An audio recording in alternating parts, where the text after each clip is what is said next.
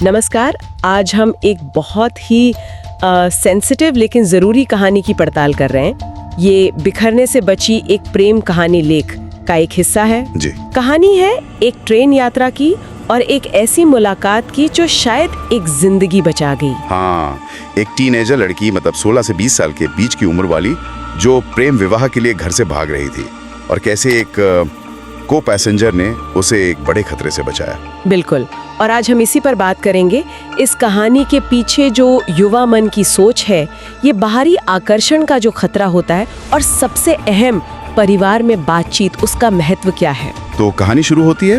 वर्णनकर्ता दिल्ली जा रहे हैं 16 सितंबर कैफेत एक्सप्रेस की स्लीपर बोगी में और उनकी सीट पर एक लड़की आकर बैठ जाती है, सलवार सूट पहने, गोरी सी।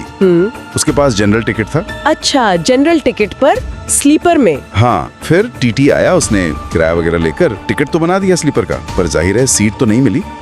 ये तो होता है अक्सर। फिर बातचीत शुरू होगी। हाँ, पूछा कहाँ जा रहे हो, तो बोली दिल्ली। फिर धीरे धीरे बात खुली। पता चला लड़की 11वीं क्लास में पढ़ती है। घर में माँ बाप भाई बहन सब है। सब ठीक ठाक है घर पर। हाँ, घर पर सब ठीक बताया उसने। लेकिन तभी उसने मोबाइल में सिम लगाया और किसी से बात की, अपना लोकेशन बताया। ओह, यहीं से मामला थोड़ा सस्पिशियस होने लगता है। बिल्कुल। फिर उसने बताया कि वो दिल्ली एक लड़के से मिलने जा रही है जिससे वो प्यार करती है और 2-3 दिन में शादी करने वाले हैं, मतलब प्रेम विवाह। 11वीं के स्टूडेंट और भागकर शादी, ये तो काफी बड़ा कदम है।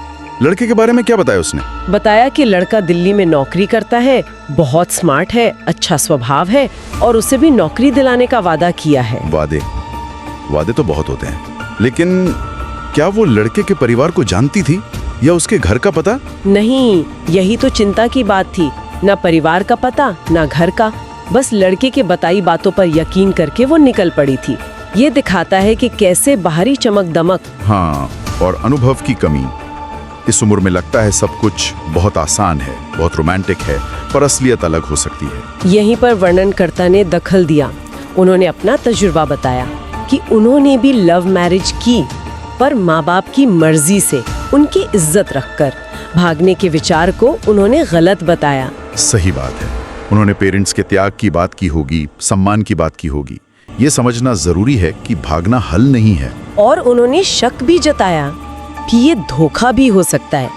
कहा कि जो सच्चा प्यार करता है वो सिर्फ अच्छी बातें नहीं करता, गलत करने से रोकता भी है। बिल्कुल, हो सकता है लड़का सिर्फ खूबसूरती या किसी और चीज के पीछे हो। ये शक लाजमी था, पर सिर्फ कहने से लड़की मान गई क्या? नहीं, एकदम से नहीं। तो वर्णनकर्ता ने एक तरकीब सुझाई, एक तरह का टेस्ट। कैसा टेस्ट? उन्होंने कहा, लड़के को फोन करो और कहो कि घर वाले मान गए और वो भी दिल्ली आ रहे हैं उसके माँ बाप से मिलने, साथ में मामा मामी भी होंगे, ऐसा बहाना बना दो। अच्छा, ये तो बड़ा स्मार्ट मूव था, असलियत सामने लाने का एक तरीका। फिर क्या हुआ फोन पर? लड़की ने हिम्मत करके फोन किया और लड़का सुनते ही आग बबूला हो गया। ओह, रिएक्शन तो उम्मीद के मुताबिक ही था शायद। हाँ, बिल्कुल।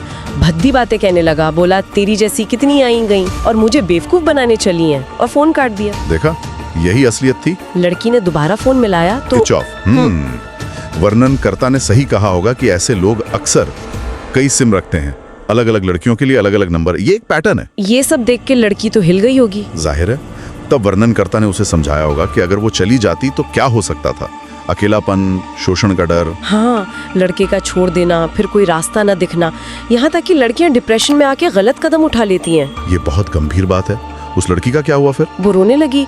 वर्णनकर्ता ने उसे हौसला दिया कि अभी कुछ बिगड़ा नहीं है, घर पर फोन करने को कहा। और उसने किया फोन कि वो घर वापस जाएगी। शुक्र है, सही फैसला लिया। अगले स्टेशन पर उतरकर उसने वापस जाने वाली ट्रेन पकड़ ली और वर्णनकर्ता को बहुत धन्यवाद दिया। वाह, मतलब एक समझदार इंसान के सही समय पर दखल देने से एक जिंदगी बच गई। ये कहानी सिर्फ एक घटना नहीं है, ये एक सबक है। बिल्कुल, जैसा स्रोत में लिखा है, औलाद को इतनी मोहब्बत दो कि हर बात बताए छुपाए नहीं। ये जो कम्युनिकेशन गैप होता है ना पेरेंट्स और बच्चों के बीच, वही सबसे खतरनाक है। भरोसा इतना होना चाहिए कि बच्चा डरे नहीं, अपनी बात कह सके, चाहे वो बात कितनी भी मुश्किल क्यों ना लगे। और दूसरी बात भी उतनी ही जरूरी है, क्या चाहती है जबरदस्ती उस पे अपना फैसला नहीं थोपना चाहिए। बच्चों की इच्छाओं, उनके डर को समझना, उनकी बात सुनना, उन पर अपने फैसले थोपने के बजाय उन्हें गाइड करना, एक दोस्त की तरह। शायद तब ऐसी नौबत ही ना आए। ये कहानी दिखाती है कि बाहरी दुनिया लुभाती है, पर घर का माहौल अगर प्यार और भरोसे वाला हो तो बच्चे ज्यादा सुरक्षित महसूस करते हैं। सही कहा।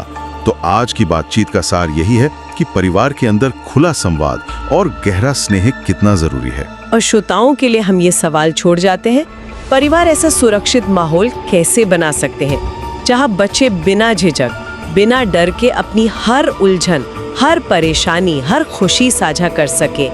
इस पर सोचना वाकई जरूरी है।